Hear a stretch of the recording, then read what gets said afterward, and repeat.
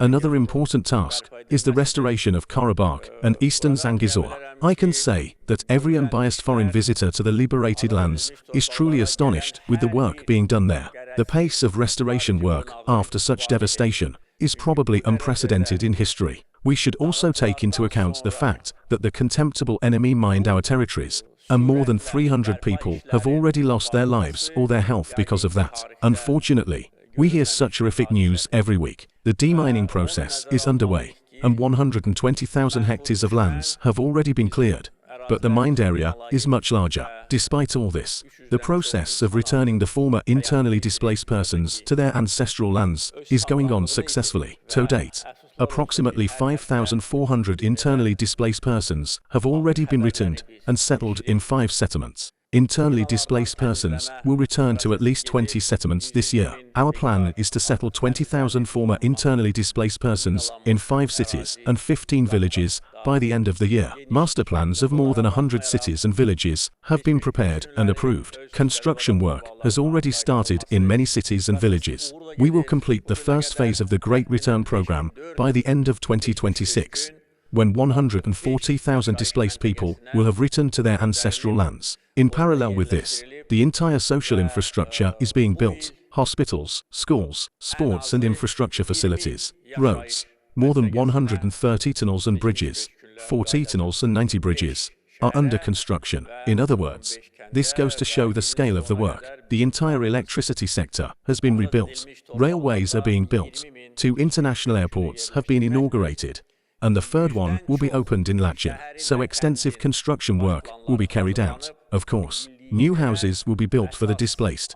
Residences complying with modern urban planning requirements will be constructed, and the historical appearance of our cities will be restored. Of course, our economy must develop to achieve all this. The results of January of this year are quite encouraging. Gross domestic product has increased by 5%, and in the non-oil sector by more than 12%. This is an encouraging indicator. It shows that we are steadily regaining our economic pace. For comparison, I can say that our gross domestic product in 2003 was $7 billion, whereas according to the results of last year, this figure is at $72 billion.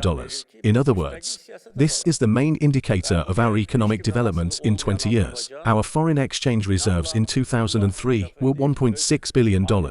Today, they already constitute $69.5 billion. Notice how much we have increased our foreign exchange reserves in these 20 years. This is one of the key factors of our economic and financial independence. As a result of the policy, our direct foreign debt has dropped to $6.4 billion, which accounts for only 9% of our gross domestic product. Even less than that, in developed countries, this number is at 100%, maybe at 140%, and we have it at less than 9%. So what does this mean? These are indicators of our sound financial system, which allows us the opportunity to conduct an independent policy. Today, Azerbaijan, which does not depend on anyone, is developing confidently and successfully, and conducts its foreign policy accordingly. The work done in the social sphere is also obvious. In 2003, our minimum wage was 9 manats.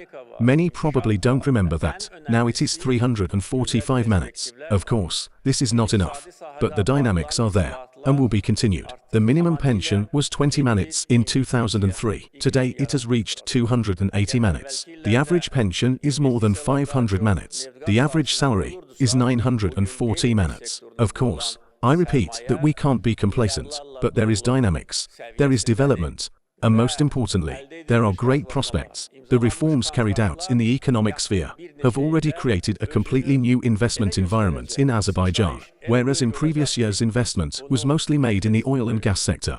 Today the investment in the non-oil sector is measured in billions of dollars. Agreements reached and contracts signed will manifest themselves in the next few years. Progress will be so big that everyone will see it. We must, of course, continue our work on poverty and unemployment. Poverty is at the level of 5% in Azerbaijan. In 2003, it was about 50%. Efforts to address unemployment should be consistent to maintain it at a low level. Our population has grown by 3 million people in the years of independence, and unemployment is usually a serious problem in countries with growing populations, including ours. We need to create tens of thousands of jobs every year. Of course, Domestic resources are not sufficient for this. Foreign investment is necessary, and economic reforms, including those on improving the business environment, competition, and antitrust measures, will improve this business environment. Of course, Karabakh and Eastern Zangezur will be a new pillar of our economic development. In those regions,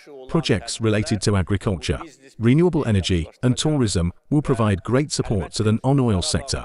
One of the important issues in the social sphere is the social protection of the families of martyrs and those disabled in the war. I can say that 14,800 houses or apartments were given by the state to people from this category. The process of providing homes to 100% of people in this category is advancing rapidly, including this year and the next. Bu işler görülecek.